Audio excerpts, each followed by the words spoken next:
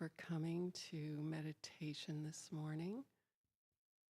We'll be meditating for 20 minutes, and then we'll have 10 minutes between the end of the meditation and the start of the service. So, in this moment, if you can just relax into your seat and close your eyes if you're comfortable, and focus on your breath, breathing in through the nose and out through the nose if you can. James Nestor would say that's the proper way to breathe. And then what I'm thinking about this morning, and of course we're supposed to be thinking not at all, but if you find yourself drifting, there's an Andean shaman named Rolling Thunder, and the core underpinning of the indigenous wisdom that he talks about is participating in the cycle of nurturing and being nurtured. Participating in the cycle of nurturing and being nurtured, which of course is what happens in nature. So if you find yourself, drifting, you can think maybe about participating in the cycle of nurturing and being nurtured, and what that may mean for you. And otherwise, return over and over again to the breath.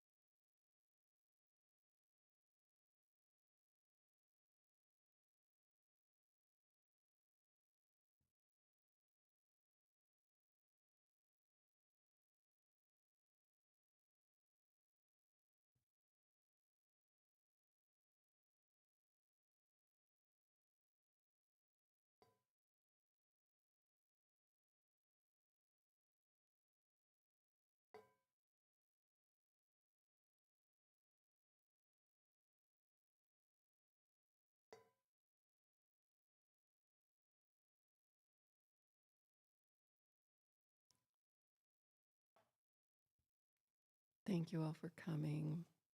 Enjoy the service, enjoy your day, and participate in the cycle of nurturing and being nurtured.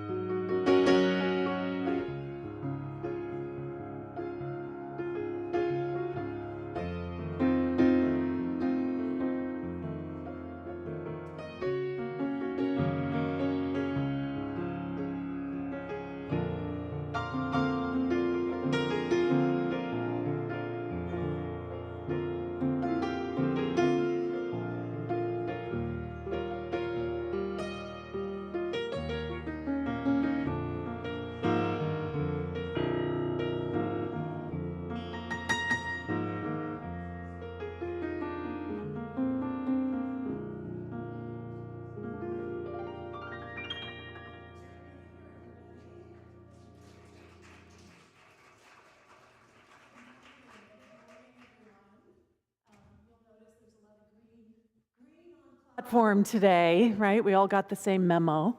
So happy belated St. Paddy's Day. I'm assuming that's what the green is in honor of. I called Cindy and I was like, what's the choir wearing? She's like, green. I said, okay.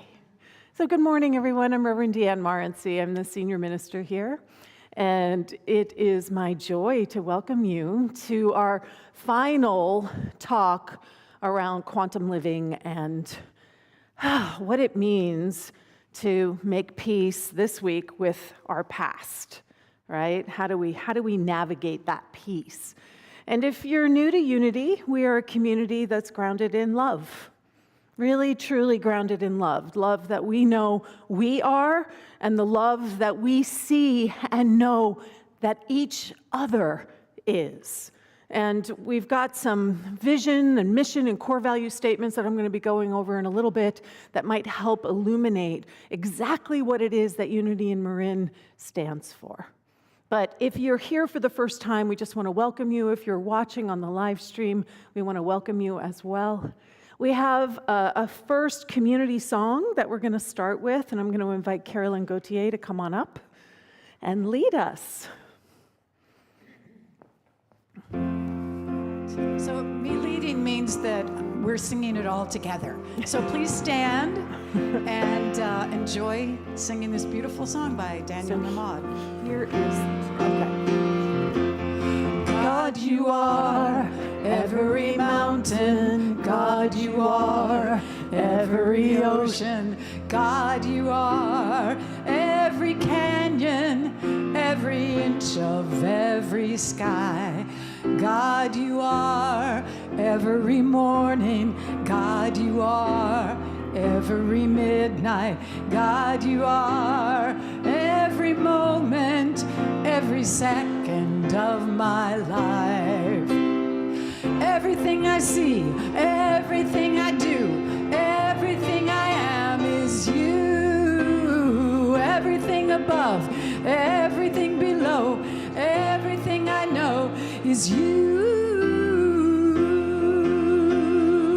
You want to clap your hands? All right. God, you are every sunshine. God, you are every moon glow. God, you are every star shine, every inch of earth and sky. God, you are every springtime. God, you are every snowfall. God, you are every season, every second of my life. Everything I see, everything I do, everything I am is you. Everything above, everything below, everything I know is you. 'Cause you are the very breath I breathe, and your perfect love created me. Everything I see, everything I do, everything I am is you.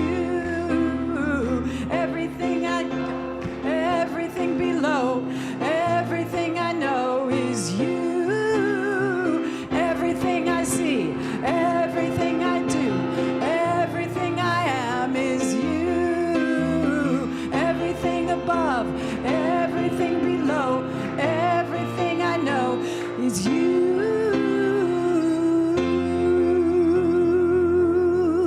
All right, thanks. Carolyn. So if you'd like to connect with text, you can text WELCOME to 415-991-7111. I send out usually just one text a week just to let you know what is going to be happening today and just to say hi. It's also a great way for you to connect with me. You can text me back, and I do respond. So please join. So the prayer chaplains here do an incredible job of anchoring consciousness. And each year, the prayer chaplains go on a retreat where they get to deepen into that prayer consciousness. This year's prayer retreat is open to everyone. Who is it open to? Everyone. So anyone who is interested in deepening their prayer life, if you want to get away to a fabulous space, Mercy Center in Burlingame is just gorgeous. The nuns have half of it as a retirement community, and then what were their little cells, I think that's what they called them, right? Actually are the rooms that you stay in.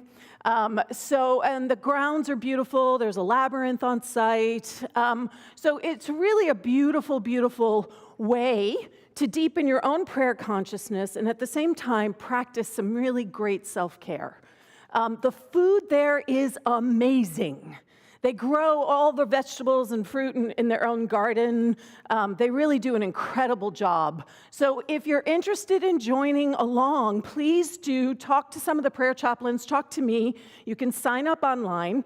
And if you are coming, there is an affirmative prayer workshop that you need to take before you go. Because when we're on retreat, we're not going to be learning how to pray affirmatively. We're going to be deepening into this idea of what is prayer. Before we go on retreat, we get to spend some time learning what the prayer process is. Does that make sense to everyone? So that is going to be on May 6th from 10 to 3. It's hybrid. It's a suggested love donation. No one is turned away for lack of funds. So if you want to discover more about prayer, this is even if you don't go on the prayer retreat, this is a perfect opportunity to come in and discover what is one of the foundational teachings of unity. And we have our flower dedication today. So BJ and John Slater, 10-year anniversary. So can we give them some love? The simple guy and the girl next door. I love that. And then also Alan and Lee Young saying happy anniversary to BJ and John, and also happy birthday to Lonnie. So can we give Lonnie some love? And our flowers were lovingly arranged by Pamela Cavana and Dorcas Higginbotham. Yeah. So how many people in here have secretly wanted to have something to do with the beauty of flowers? Because I have an opportunity for everybody here. So for Easter Sunday, we're going to be doing a gorgeous flower ritual, really gorgeous. And we're going to use the wreath from Advent, and we're going to make that wreath bloom. In order for that to happen, we need to build the little bouquets that everyone in the community is going to use during the ritual. So if you'd like to come and join us on Saturday, April 8th at 11 a.m., we're going to come together, we're going to have pizza, and we're going to put together all the bouquets that are going to be used the next day. So please do come and support. Many hands make light work. Yeah, and it's a beautiful ritual, you guys. It's just stunning how that wreath goes from barren to blooming, which really is what Easter is all about. We also have our 40 days of letting go, and the prayer chaplains are doing their beautiful reflections, so if you haven't caught them, please do. I'm going to invite the choir to come on up for our song, their first song, Speak. I'm going to get out of the way.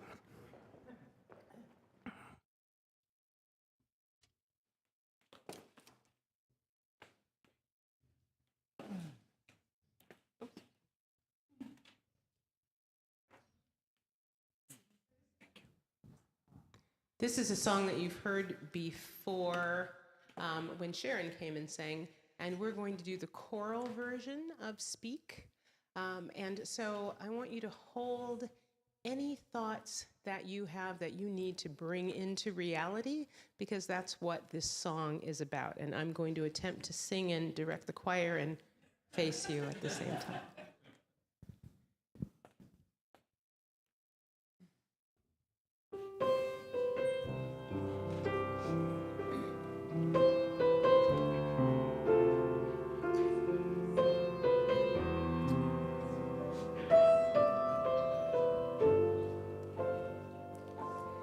I shall have what I decree.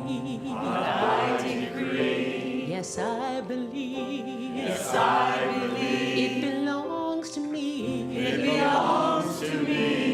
I shall have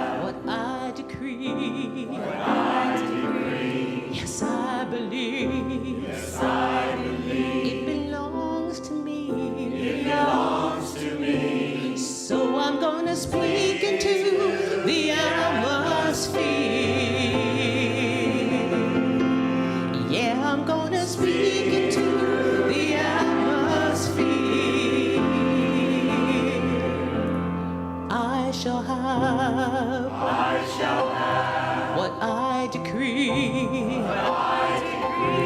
Yes, I believe.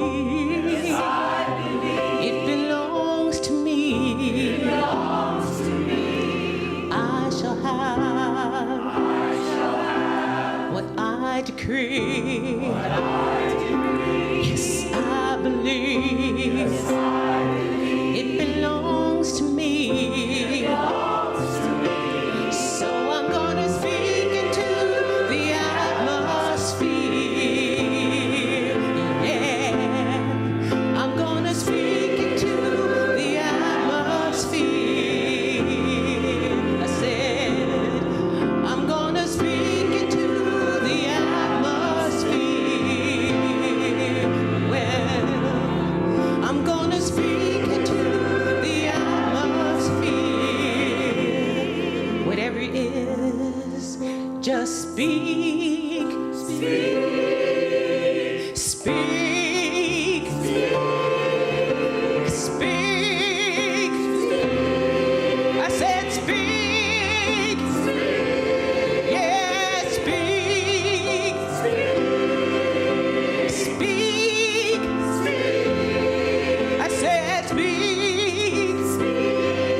Yeah, speak. Whatever you need, declare it. Declare it. I said declare it. Yeah. Declare it. It's mine. It's mine. It's mine. It's mine. Say yeah. Say yeah. Say yeah. Say yeah. Stand up. Say yeah. Say yeah. Say yeah. Say yeah. Speak. Speak. Healing speak. Love speak. He speaks. My heart speaks. Open love and speak. Open peace and speak. Speak. Oh, speak. Speak. Speak. Speak into the atmosphere. Come on, choir. Speak into the atmosphere. Everywhere. Speak into the atmosphere. Yeah. Speak into the atmosphere. Right where you are. Speak into the atmosphere. Yeah, well, speak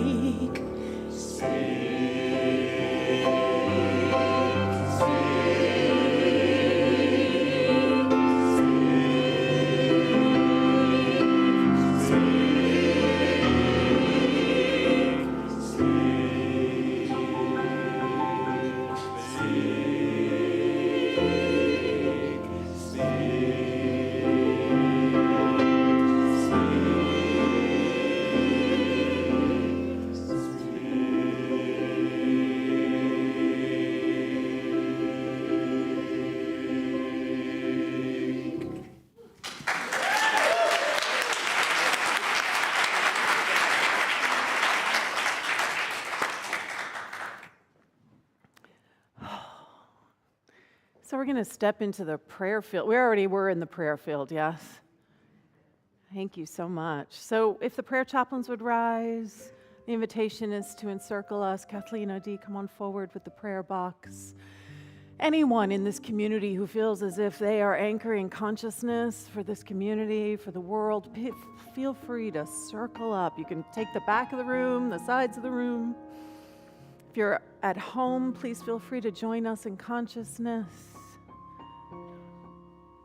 As we just breathe into that space, that place that is our most authentic voice, where we may speak our words, speak our truth, anchored in love. For that is what we know and believe in unity, that love is truly all there is. So in this moment, the invitation is to open our hearts even more, to quiet the mind as we recognize that love, that light, that joy, that beauty, that truly is all that there is. My life, the life of each person here, the life of all who are listening, the life that is all life. There are no exceptions. So whatever in your life feels like an exception, right now I invite you to bring it into this sacred space. And knowing that we have the capacity to name and to claim what it is that we are saying yes to. Yes to more love. Yes to more life. Yes to more connection, to more authenticity. And in that yes, we are forever changed, always becoming more and never less. So the invitation is to just let go. This time of Lent is to let go of the past, let go of whatever those stories were, let go of whatever it is that you think you're supposed to be. And open into that which you are becoming, rooted in love and grounded in compassion. And just see yourself sharing that with the world, sharing that with everyone here, feeling your heart connect up with each person that's here in time and in space, feeling your heart connect with those who are watching on live stream, feeling your heart connect with all everywhere. One life, one breath. There is no separation. How grateful I am to know this truth and to know that this container is strong enough and deep enough and wide enough to hold everything and anything. And that in this moment we get to say, yes, I am willing to be made new. I am willing to be love in action. I am willing to be compassion. I am willing to be joy. And gratitude for this and so much more. We just continue beyond words, so much gratitude. Can we feel that gratitude? And in agreement to that gratitude, we all say, and so it is. Amen. Ashe. Thank you, everyone.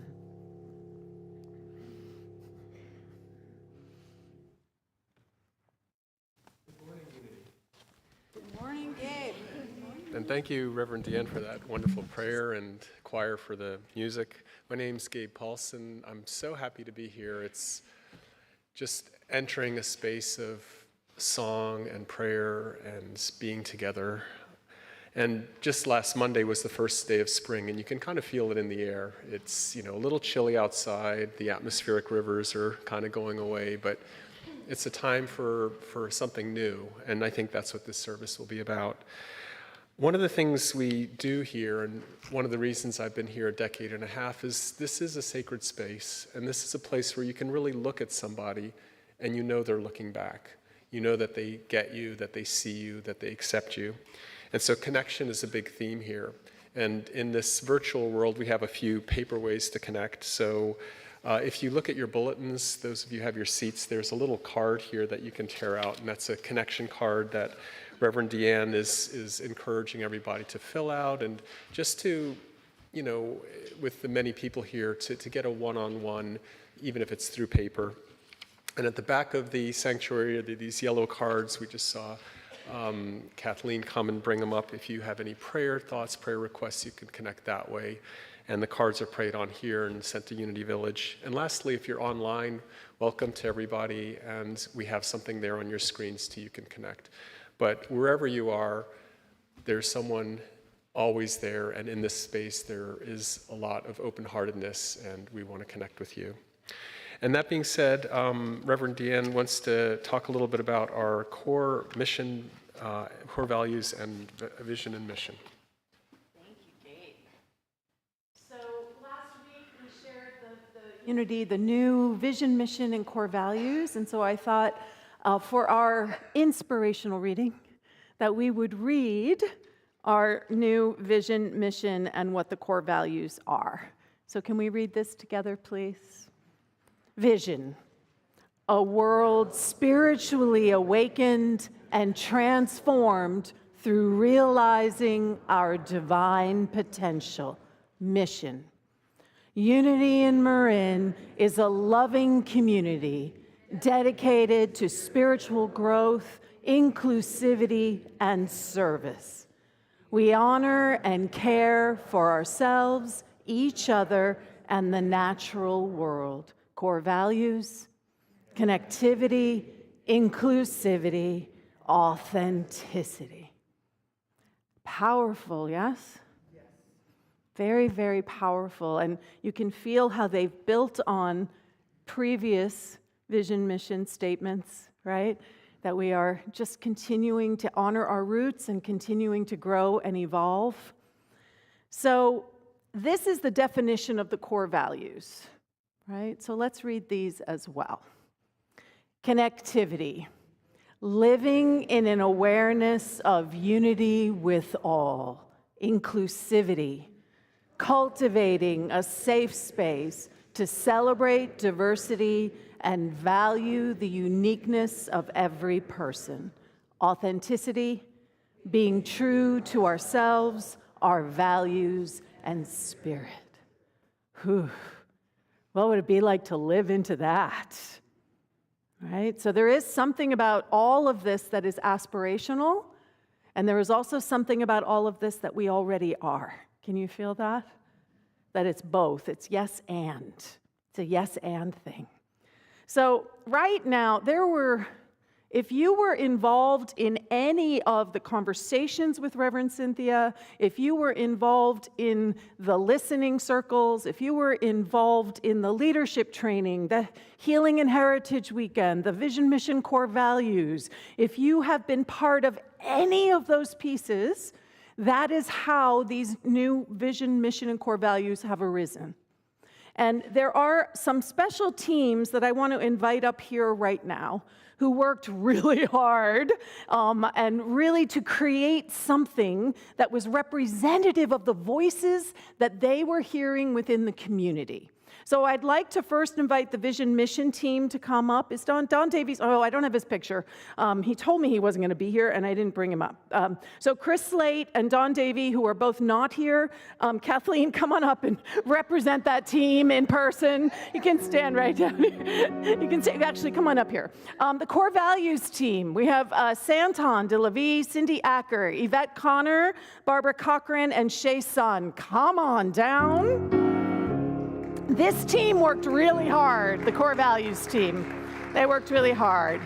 And then I'd also like the Visioneers. So they have been working with Cynthia, meeting with her weekly or bi-weekly, and just making such a big difference. And that's Tom Brown, Pamela Cavana, Barbara Cedarblade, Claire Grinzel, Cindy Hall, Christine Morgan, and Shay Sun once again. So come on down, everybody.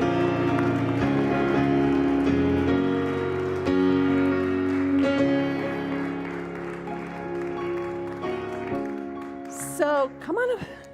Get on up there, Tom.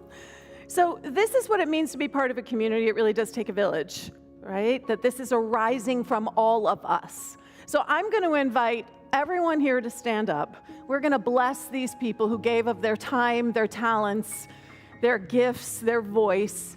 And in gratitude and appreciation, we say to them, we love you, we bless you, we appreciate you, and we behold the Christ as you. And so it is. Can we give them some love, please?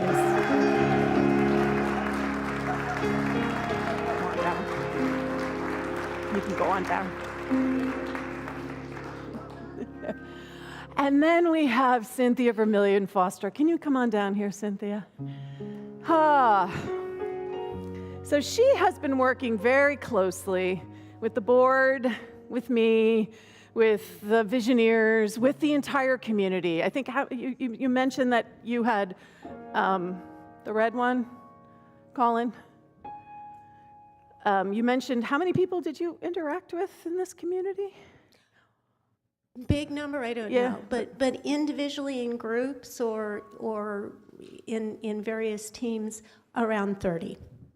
In different groups, right? Right, but there were a lot of that. Yeah, and then there were the big group processes. And the big group processes. So Cynthia has guided us through a time of transition. You think this has been a time of transition, you guys? Whew, it's been a time of transition, and Cynthia has been guiding us, the board, myself, all of us, and how we're going to show up on the other end of it. And she has been grace, she has been so supportive, and she has been really grounding for leadership, to be able to have someone to be able to turn to who brings such expertise, decades of expertise in transitional work, what that means within a community. So this is a token of our gratitude and our appreciation. I'm going to invite Kathleen O'Dea to come on down. Colin? So I think most of you will know about the Prayer Shawl Ministry.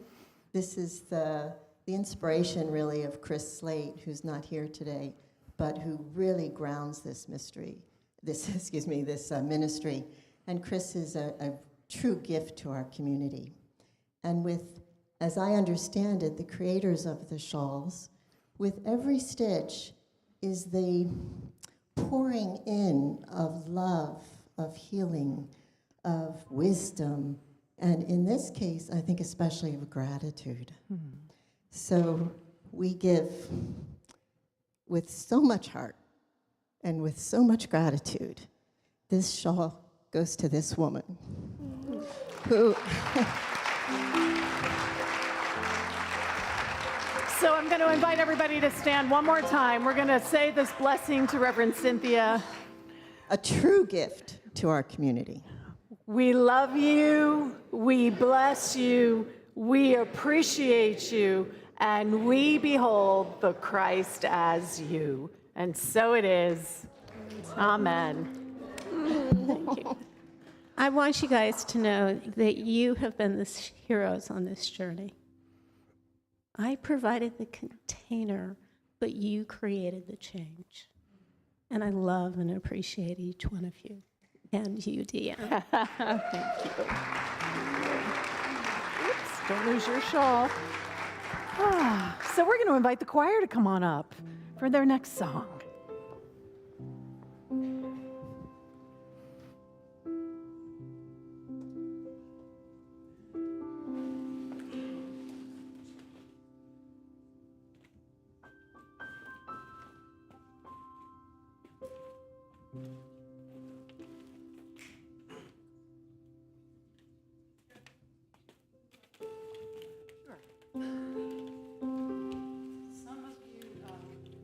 Get this mic. Thank you. Some of you may remember Desiree Goyette, who sang here and was the music director for many years. Yes, and she wrote a beautiful piece of music. It was an Easter oratorio, which we had performed up here with a full orchestra and chorus. It was absolutely wonderful. And every year we like to honor her and the community by singing one of the songs from the oratorio. So this is Believe in the Light, which is what Jesus, our way shower and greatest teacher, told us to do. Believe in the light, and then you become a child of the light. So we're going to share this with you, and there'll be a time when you can clap along and sing along. So believe in the light.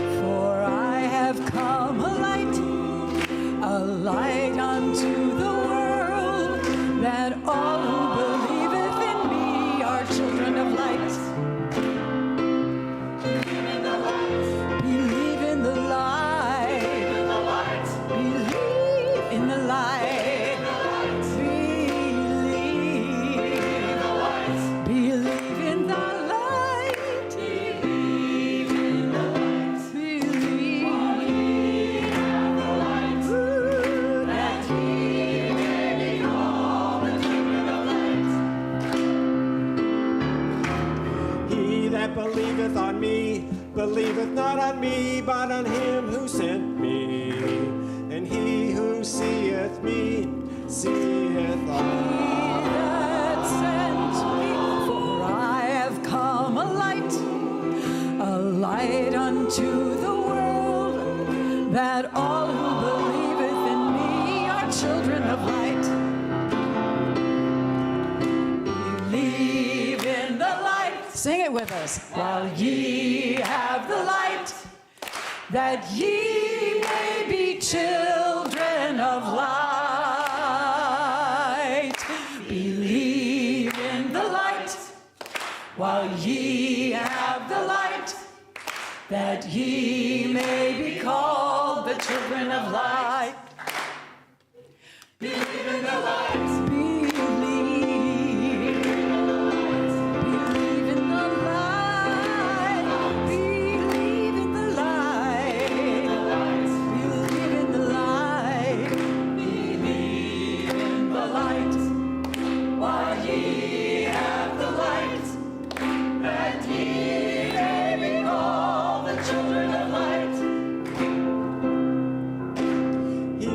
Believeth on me, believeth not on me, but on him who sent me. And he who seeth me, seeth He that sent me, he that sent me. For I am come a light unto the world, that all who believeth in me are children of light. Believe in the light. Believe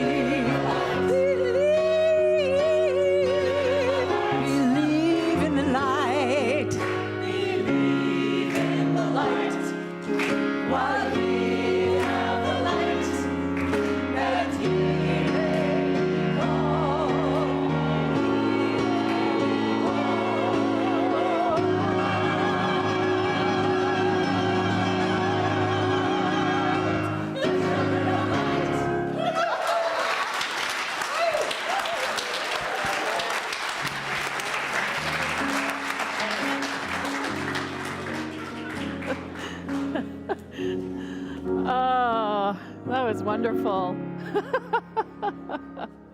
Can we get another round of applause for our choir, for Cindy Acker, our choir director, who hit that high note there at the end? Oh, so final week of Quantum Living, and this is about looking about how do we make peace with our past? How do we come to some sort of space, place of healing when we think that our past is against us? And by that we mean like whatever our experiences may have been, that somehow there's narratives that we run, that those experiences from our past have created a place, a space that is limited and narrow for us to be able to live and experience and be now. So our past is actually alive in us because we keep it alive in us. Can you feel the truth of that? Now. But is it actually happening now? Feels like it though, right? It can really feel like it sometimes, that the past is still happening. So we've been talking about this. This is who we truly are. We are the divine being. We are wholeness. We are light. We are love. And this is who we think we are. That we see and analyze and judge and break down this understanding of ourself where we think that somehow we are broken. That there is something about us that is innately wrong, that is innately off, that we need to fix or correct or make okay for the world. Can I get an amen on that? So I've been talking about how what triggers those places, those spaces, which in quantum living we would say when we have forgotten who we are, when we are living from who we are not, it's because our fundamental needs somehow have not been met. And the fundamental needs for all of us are safety and security, love and connection, a sense of worthiness, a sense of abundance, and empowerment. And when we have these needs, when we feel as if those needs are met, we can show up as the wholeness that we are. But when those needs somehow are not being met, we fall into the story or the narrative about what it means about us, what it means about the world. Now, some of these needs and these needs when we were children or when we were younger, is there any child ever born that had all of its fundamental needs met at every moment? It doesn't happen. There's always some space, some place where our fundamental needs are not being met. And when that happens, we create a story. We create a story about what it means because that need wasn't being met. And the story that we make is usually about how we are wrong. So in the quantum living, a lot of these myth and messages, I just put a couple of them up here, right? These are what arise within us because our need wasn't being met. I am alone. If we're missing love and connection, then we start to feel that we are alone. Or perhaps we start to feel that I am unlovable. If that connection, if that sense isn't there, I am not enough. I don't measure up. I am hopeless. I am broken. I am a fake. Anybody in here identify with that one? I am invisible. I don't matter. I am unsafe. I am unworthy. I don't belong. The big one, I am bad. Big one. How many people, when you were a child, were told, you're a bad girl, you're a bad boy, because of something you did or didn't do? And we take these messages in. I am self-centered. How selfish of you. Anybody in here hear that? We start to create a narrative about who we think we are based on what's happening around our needs not being met. Can you feel the connection there? And so what then starts to happen is that that happened in the past. Something happened in my past that made me think I am alone. But it reverberates throughout me now. So something will happen in present day that triggers, that aligns, that is in resonance with that story that I have, that I'm alone. And guess what? All of a sudden, I'm 5 again. All of a sudden, what's coming up for me is something that is in my past. And that resonance is what is actually impacting us right now. Now, I gotta say this. I love my 4 and 5-year-old. She was smart and tenacious and sassy. She was 4. Some of the things that she decided about the world and about who I was are not true. She believed them. She believed them wholeheartedly, but they're not actually true. And yet, that story is resonating through to me now. So whether it's I am alone, or it's I am a fake, or I am unsafe, this is what happens, why we get reactive instead of responsive to things that happen in our life. Because it's not just about what's happening in time and space right now, it's also the resonant echo of something that happened to us before. And that takes over the entire narrative. Sounds exhausting, doesn't it? I mean, as I'm talking about this, I'm like, oh boy, right? It's exhausting. But we set up these neural pathways. I mean, there's science behind this too. We set up these neural pathways. We set up this way of cognitively processing information, and all we're doing is supporting the narrative that I am unsafe, supporting the narrative that I am alone. So what do we do? What are we being invited to do? So here are, so you see Micah, who's our new kitten, and you see Spirit, who is probably got, the vet says another month maybe, with us in time and in space. And we got Spirit when he was 3 months old, which is the same time that we got Micah. Micah was 3 months old when we got him. When we got Spirit, he had been on the streets since he was 6 or 7 weeks old. Micah was found at 2 weeks old in the engine of a car that had driven from Novato to Napa. And he was found because he was crying, right? And somebody heard him and they took the car apart and they found him.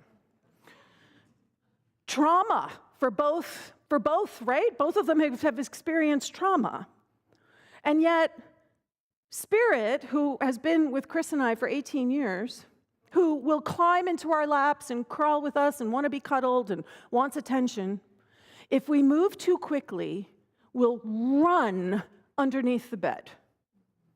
If he thinks we're trying to do something, like he's always on high alert. He is always looking for the thing that is, and he is just skittish. He is incredibly skittish. Because that wiring that I am not safe, even though he has been safe for 17 and a half of his years, he cannot overcome what happened in those first 6 weeks of his life. Now, Micah, he is just underfoot all the time. He has no fear. Loud noises don't scare him. Nothing sort of phases him. And it's really interesting because as Micah has come into our life, Spirit has gotten less afraid. Because he sees what happens with Micah. Nothing bad is happening to Micah. So something in his system has been quieting down because he's able to understand that there's another possibility. There's something else possible besides whatever that hard wiring is in his little, beautiful, magnificent, but very neurotic system. Right? And so this is us. Can you feel this? this is us. Are we going to allow whatever those traumas were from when we were younger or older, are we going to allow them to run us now?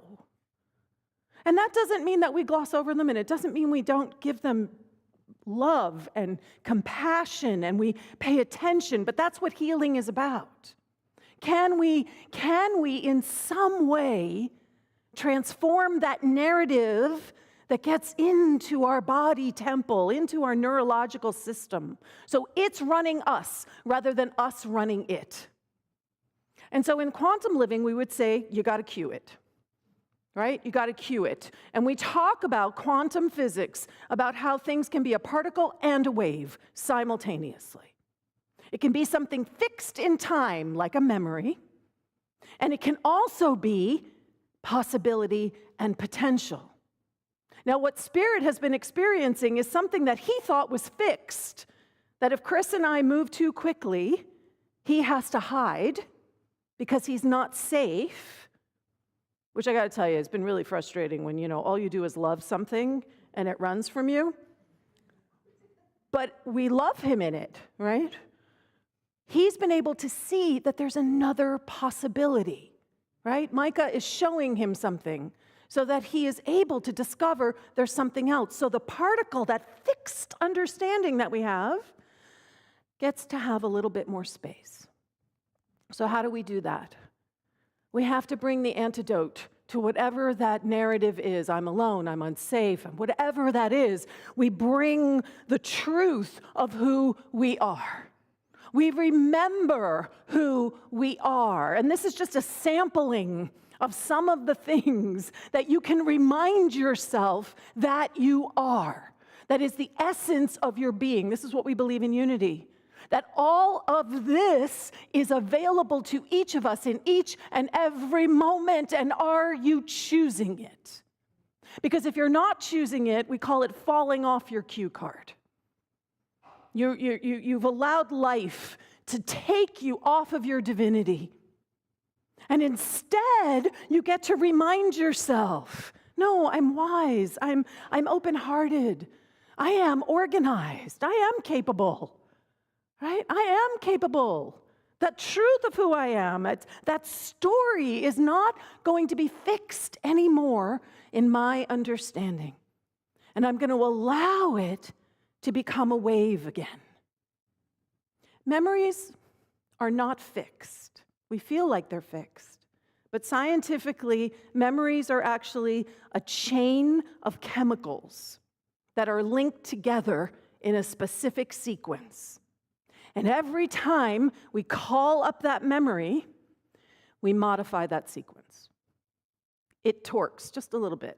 It drops one of these little chemicals over here, and it adds another little thing over here. Every time that memory is being shifted. So the way quantum living operates is it says, remember, all perception is misperception. Why don't we choose the thing that will enable us to feel strong and empowered? Why don't we choose the thing that will enable us to not have to relive our past again and again and again? But again, I want to be really clear. I'm not talking about doing a bypass. I am not talking about going around the discomfort of whatever trauma might be alive in our systems. But I am talking about bringing the possibility of healing to that system. Because this is who we really are. And if we can remember that, then what happens to us right here and right now is transformed. And we can create a new future. We can create a new future that's not linked to, we get to disrupt it. Can you feel that? That we're disrupting the narrative. And we're allowing a new possibility to begin to emerge. So we've been working with Reverend Cynthia on the you theory, right? And we've been working in this process of change and letting go. And a lot of it has been working through our past. Does this sound familiar? Letting go and seeing what is arising in the future.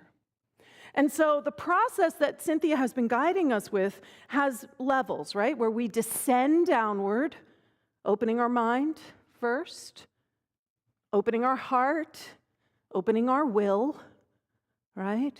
And we started off, and we did this. We started off by listening. We started off by observing what was. We began to sense into something. And then we get to the bottom of the U, and that's the presencing. And that's what unity does so well, the presencing. And we were presencing the deepest source, right? And if you were there for the Heritage and Healing Weekend, it was a challenging weekend. But what we did was presence the things that were seeking to be healed. Getting rid of a narrative, getting rid of an idea, getting rid of something that we were stuck on, resentments, all of that. And allowing something new to emerge. And so here we are now, letting the future arise, right? And crystallizing the energy around something new, our vision, mission, and core values. Beginning to put into place practical applications of that vision, mission, and core values. And ultimately, performing in a new space from a new place because we are disrupting in a really beautiful way. Can you feel how this also honors our heritage, honors our legacy, and allows us to be able to move forward? And that's what the quantum living process is inviting you into personally, and what it is also inviting us into collectively as a community. So our vision, mission, and core values, I just want to look at our core values because this is how we get to crystallize, right? This is how we get to begin to live into this. So connectivity, living in an awareness of unity with all. It sounds beautiful, doesn't it? But how do we do it? What is it asking of us? It's asking us to open to divine inspiration and actively engage with spirit. It is asking us to honor the divinity of all through loving service. And it is asking us to enjoy and appreciate having fun together. Is fun important? Woo! It is so important. Right? It is so important. This is what we're being invited to step into as we create a new future. Inclusivity. And this was the one that really took the most work. And I want to say this, that this community is with the rest of the world navigating what on earth inclusivity actually means. Right? Nobody's got this totally figured out yet. We're all growing into this, cultivating a safe space to celebrate diversity and value the uniqueness of every person. And how do we do that? We widen our lens to understand and honor the lived experiences of others. We are enriched and become more as we consciously question our assumptions. That's a big one. We cultivate a space of belonging for all before they come in the door. And that one, to me, is just so beautiful. Because what we're talking about is consciousness. We've been having conversations about diversity versus inclusion. You know, there are spiritual communities that are just not going to be diverse because the community that they live in, the place where they are, isn't diverse. But that does not mean that that community cannot be inclusive.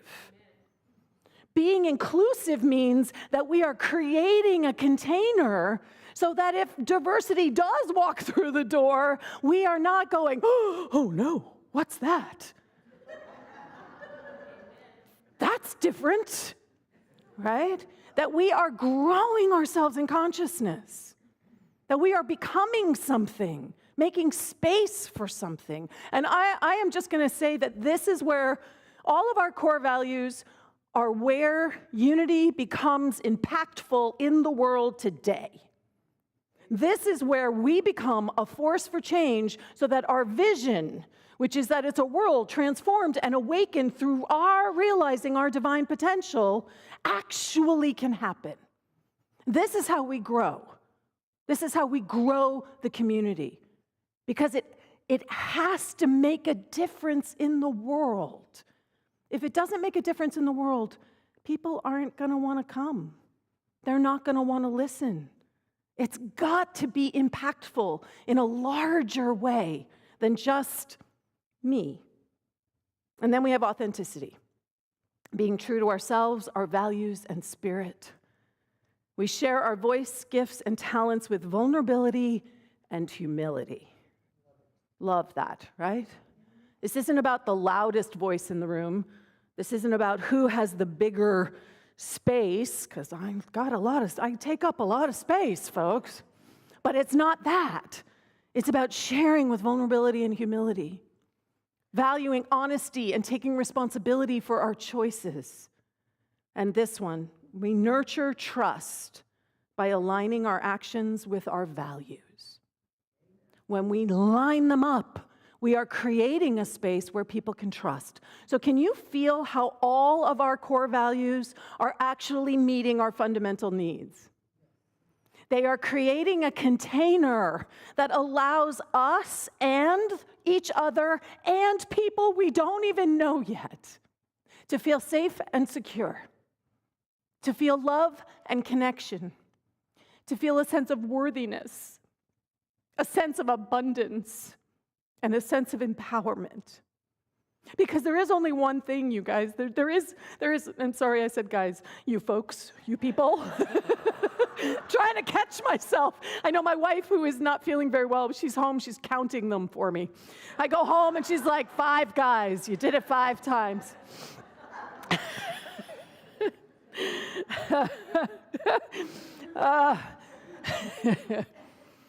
What was I saying?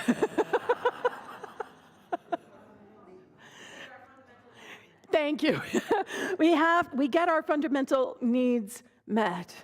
But this is where it's not just about my needs, it's also about your needs. It's about the people we don't even know, it's about their needs. We're not responsible for them, but we do want to create a container where they can experience something, where it's available to them if they can step into it. It's not ours to push them in or force them in or make them come in.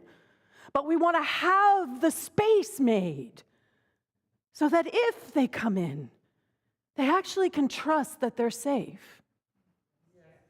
It's huge. And this is powerful work. Can you feel how powerful this is? At the board retreat yesterday, we were like vibrating. We were vibrating with what this is sort of calling us to. Because it's individual, it's collective, it's an invitation for all of us to make the particle, whatever that particle is for you, you know what it is. Whatever you're fixed in, whatever you're stuck on, to make it a wave, to allow possibility and potential, to shift something. So your homework this week is, how will you live into our core values? How will you actually live into them? What is that going to look like for you? Because it's not about being passive and just sitting back. It's really about activating something, being the change. That's what we're called. And when we do that, it's ours, it's everyone's. Oh, I know what I was saying. There's only one thing happening. There is no separation. What is happening as my life is happening as Cindy's life, is happening as Paula's life, it's happening as everyone's life. So we want to be aware of how much impact we can make in the world. We want to honor that. We want to stand in that. And it begins with, how are you going to live into these? In quantum living, we would call it your authentic action. What are you authentically going to do to live into this, to embody it, so that you are physiologically changing the neural pathways of your being? It's not enough to think it. You have to do it, be it, live it, embody it. So let's take all of this into our time of meditation. Let's breathe into whatever that past is. Whatever the narrative is, whatever story helped to shape who you understand yourself to be, We get to honor it. We get to honor that story. We don't have to throw it away. We don't have to dismiss it or discard it. We get to honor it. We get to bless it. And we get to say, and. Additive and inclusive. This teaching is additive inclusive. So I invite you to open your heart to that place within yourself that perhaps has forgotten or never knew who you truly were. And if you are crystal clear on who you are, just rest there. Just allow that to continue to grow in your awareness. Recognizing the love that we are, the grace that we are, the joy that we are, the capacity that we have to heal, to grow, to evolve, to shift, to pivot. This is our true nature. And so in this moment, just whatever feels fixed within, just allowing it to soften and disperse. Perhaps you do see it as a fixed point of light that becomes a wave of light beams. Perhaps it's a dandelion flower that you see and you blow and it all scatters away. Perhaps it is smoke and we see and know that it dissipates. And just allow yourself the opportunity of freedom. Freedom from whatever it is that you carry or you think you know. Just allowing the possibility that there is something else available to you. That like spirit, you get to maybe be a little more centered in the truth of what is right now.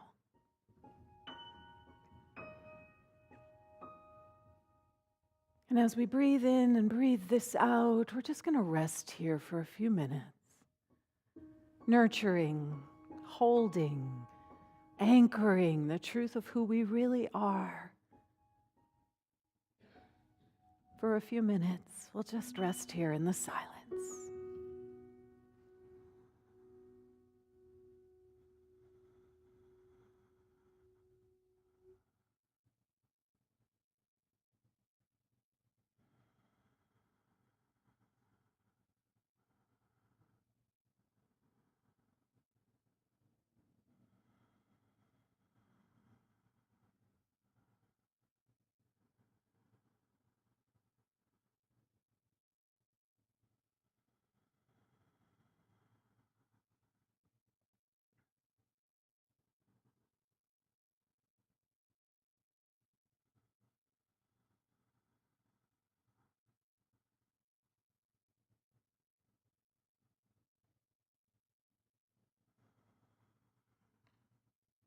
And so it's into this space that we just recognize the love and the peace and the joy.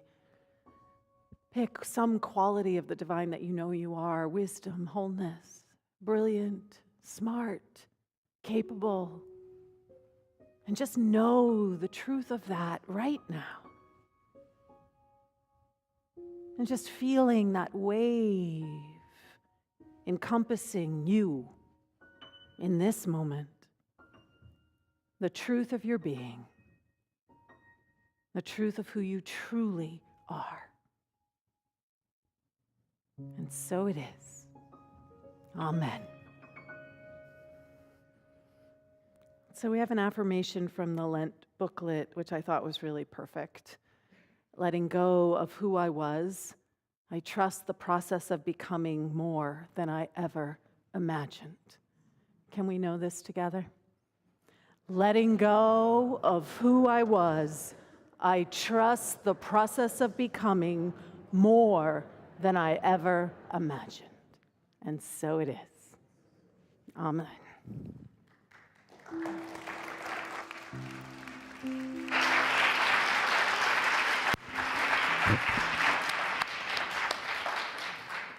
Wow. Thank you, Reverend DeeAnn, for just a really wonderful walk through possibility. And we have such beautiful core values, including, connecting, being authentic. And what a great question. How do I live into these values? And I think one of the best ways to do that is by giving and receiving. And if you look around you, it's everywhere in this sanctuary and it's everywhere in this community. There are gorgeous flowers that someone donated. There's incredible music that people have rehearsed. There's just this space that's been cleaned, the donations that keep the lights on. There's a lot of giving and receiving going on. And for me personally, I've learned sometimes when I'm unhappy, the way to happiness is to just give a little bit. And then I get something, and then I give, and this circle starts, and maybe that's the quantum wave or something. But I really feel like that's part of who we are. And one of the special ways to give and receive here is to serve in various positions. And one of the things that we wanted to honor today is the board and how the board has come together. And I just think of this one joke in politics that if you don't have a seat at the table, you're probably on the menu. And I feel like that's something I'm finding in local politics. I don't think anyone needs to analyze the truth of that. And I think unity is really special in trying to undo that joke. Like, let's laugh at it, but that's the inclusivity part. Everybody gets a seat at the table. And one of the callings here is for people to actually serve on the Board of Trustees, which is a great place to set the vision direction. You can either do it through your conversations, you can think about it, or you can actually join. So Reverend DeeAnn is going to come up and do our board installation. Yeah. So thank you to everyone who voted at our last member. Can I have the current board of directors come on up here? We had a really powerful board retreat this weekend with Reverend Cynthia. Thank you, Cynthia, as always. And we voted in our new officers. And so I am thrilled to say that our new chair is Lynn Seaver Forsey.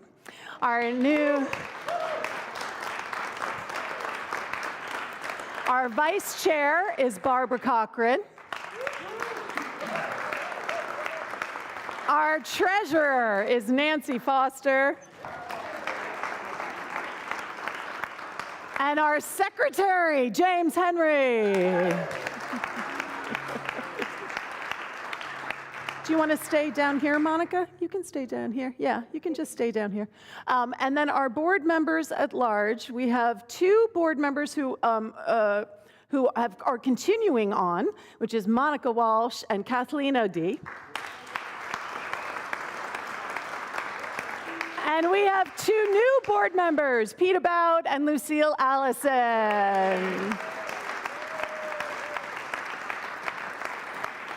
All right, so they don't know what's coming, just so you know. They have no idea what's happening. So I'm going to give Monica space so people can see her. So ritual is important. And so this ritual of yes is a confirmation of what we all stepped into yesterday with Reverend Cynthia. And we're doing this now for the entire community to be able to see. So in accepting the call to serve on the Board of Trustees, each of you has said yes to leadership and loving service. I'm going to ask some questions, and if you agree, please answer, I do. It's like somebody said to me, oh, I don't want to ever say I do again. What was that for? That was the member installation. So I was like, I don't ever want to say I do again. Do you promise to share your gifts and talents with humility and vulnerability in service to Unity in Marin? I do. Do you commit to being open and receptive to the needs of the community? I do. Do you promise to support the growth and ever-expanding vision of this spiritual community and leadership? I do. Do you commit to support Unity in Marin's mission to be a loving community dedicated to spiritual growth, inclusivity, and service as we care for ourselves, each other, and the natural world? I do. And do you promise to be faithful to Unity's truth principles and to be a space for the fulfillment of Unity in Marin's core values, connectivity, inclusivity, and authenticity? I do.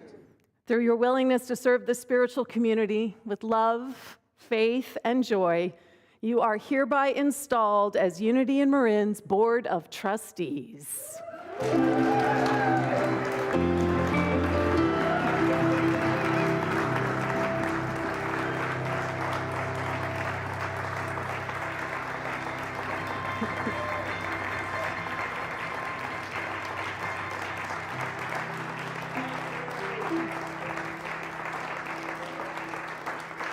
You guys can sit down now. They work hard, you guys, with a lot of love. Not quite yet. It will be in a moment. So yes, the choir can start to get up on platform. Yes. All right. Well, thank you, board. And this is the part of the service where we are sharing of our gifts and practically and financially trying to keep this place going. So as the choir comes up, just a reminder from the slides, there's so many ways to give. There's the envelopes in your bulletin. You can use a credit card.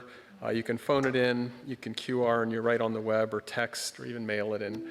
But as the choir starts, the ushers will come around, and as you're able and willing, please just, put a prayer, a thought, or if you can make a donation, that'd be much appreciated. So thank you.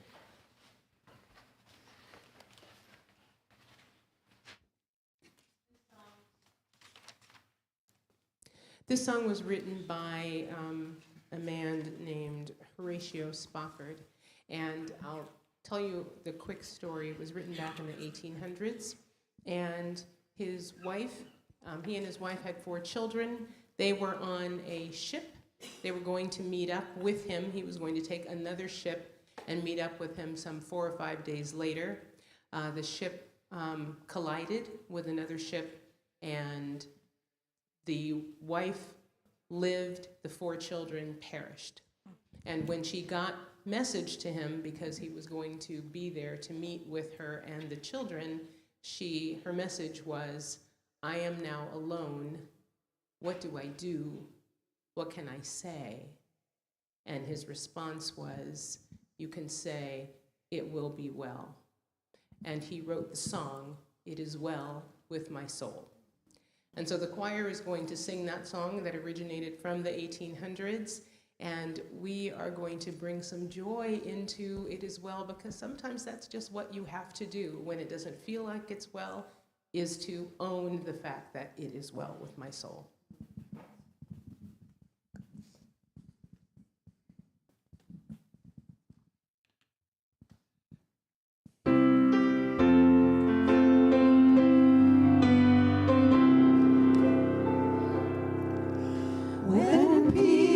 Like a river attendeth my way, when sorrows like sea billows roll. Whatever my lot, thou hast taught me to say, it is well with my soul. It is well with my soul, with my soul. It is well with my soul.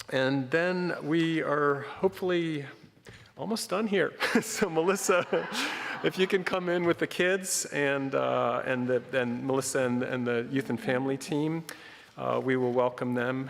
And You know, Lissa said to me, when they're painting, it's really hard to tear them away from their art projects. So why don't we rise, and we're going to hold hold all of them and all the fabulous art that they're doing in their creative art space. We have an affirmation that we say, so let's know this for them, for ourselves, for the children of the world. Here they come.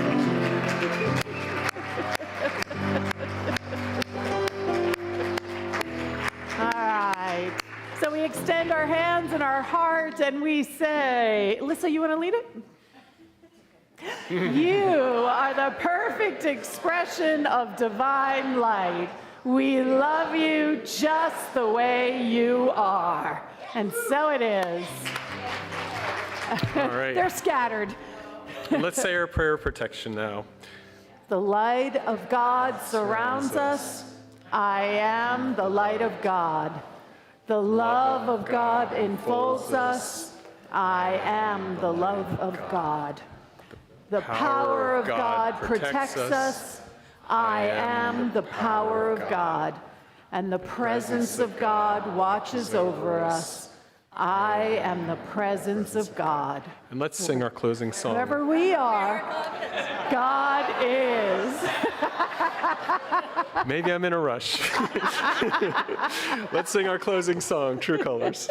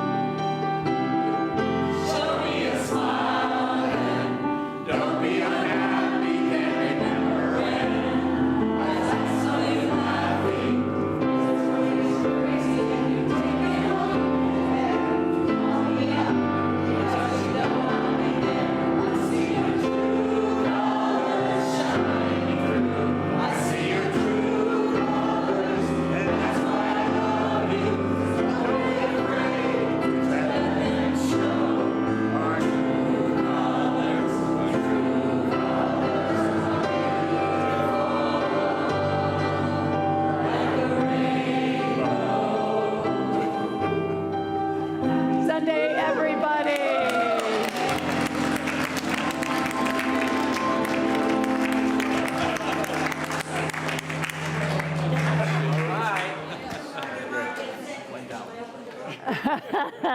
Almost.